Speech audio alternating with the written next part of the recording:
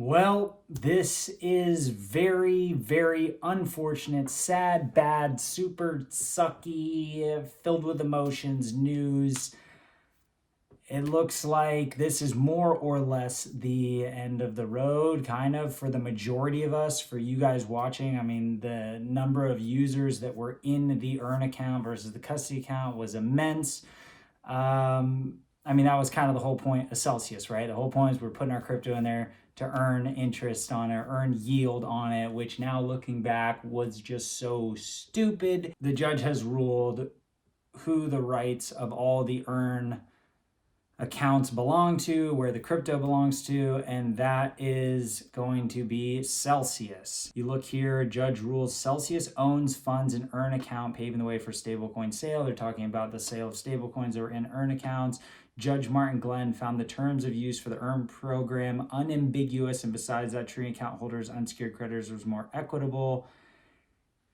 Over $4 billion of your and my crypto, mom and pop's crypto, retail traders, some bigger players, but mainly just small people. They basically just took $4 billion and said, oh, it's actually ours. And it's like the things that they tell us that aren't true, that's okay. But the things that they tell us that benefit them, such as this small fine print in the terms of agreement, that we're going to enforce. But the whole point about you're going to be able to withdraw your crypto whenever you want.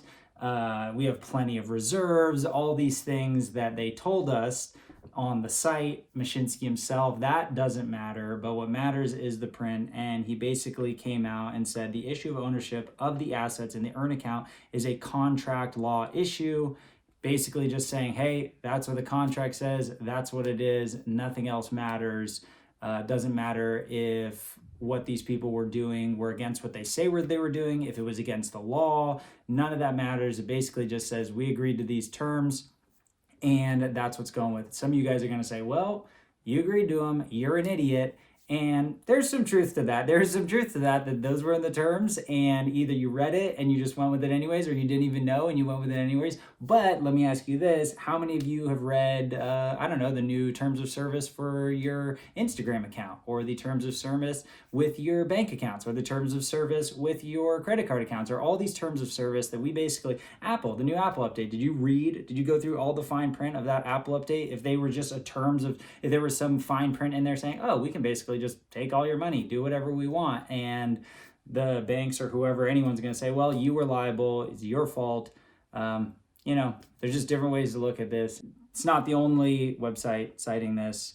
According to Decrypt here, judge rules Celsius Earn account funds belong to a state, not users. Basically, they can do whatever they want with our crypto. Some people are saying FTX is the biggest rug pull of all time.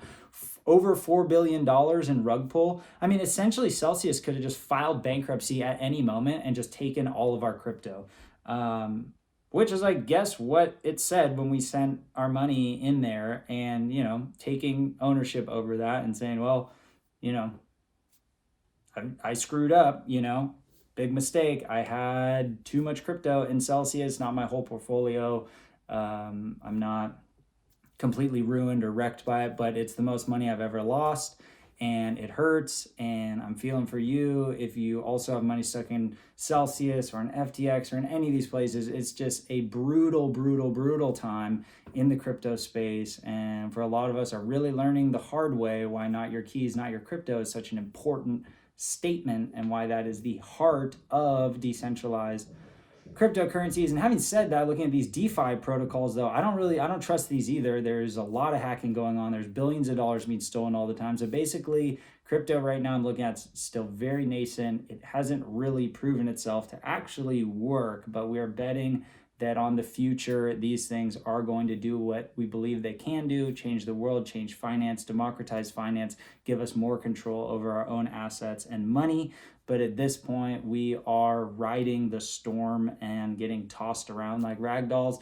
And at the end of the day, the big boys seem to win and the small guys get eaten up. And that's just part of it. And as an investor myself, this is basically my first real bear market. I've been through the last two crypto bear markets, but I wasn't so invested heavily. And also the stock markets now have come down kind of I was a bit younger during the 2008 market crash. I didn't really have money in the market at that time, so I didn't really fully experience that the same way other investors did. And, this is a big learning experience. When things are at all-time highs, when we're making a bunch of money, when things are moving fast and everything's going great, we got to take profits, decrease our risk, always be assessing risk, always be looking at these things. When Celsius entered bankruptcy in July, the company had approximately 600,000 interest-bearing accounts, according to a court document published by Celsius claims agent Stretto. A recent filing states the value of the company's earned accounts was approximately $4.2 billion. They're just saying, here you go, do whatever you want with it. It's crazy because the whole was only like 1.5 billion. So they basically will cover their whole and some with the earn accounts because those were technically liabilities that they needed to give back to us. Now they don't. Celsius is probably in a great position. They're celebrating big time because they just have a bunch of cash now that was essentially just given to them or they just took from their users. And it sucks. It super sucks. And there was all this talk about Simon Dixon and the restructuring and all this stuff. And I was thinking about when it really comes down to it, it all came down to the judge. It all came down to what the judge ruled. Simon Dixon really didn't have any say in what was going to happen. None of us had any say in what was going to happen. We had the Unsecured Creditors Committee, we had the lawyers of Celsius, and that's basically it. I just got an email from Celsius saying that I need to file a claim or something, or that they're going to extend the claims. I don't know if any of that matters anymore for most of us, unless you had money in the custody account. It did say, where did it say? That 44 million last month was given out to people. Yeah. Judge Glenn ordered the bankrupt crypto lender to return 44 million worth of cryptocurrency customers last month, specifically those that deposited funds in the firm's custody and withhold account. So if you had money in custody or withhold, seems like you got back a portion or a certain amount of that crypto, and the rest is gone with the windows, gone with the winds. But I was hoping I'd get some back, but I was kind of ready or like expecting in a way to not get anything back. I was hoping that we would get some. I think we probably deserve to lose some because that was the risk we took. Do we deserve to just have them take everything? I don't think so. I don't think that's right. But this is called learning the hard way. So the only thing we can do now, keep moving forward. Hope you're okay. Hope you have your health. Hope you have your family. Hope you have enough money to get by. Hopefully you didn't lose everything.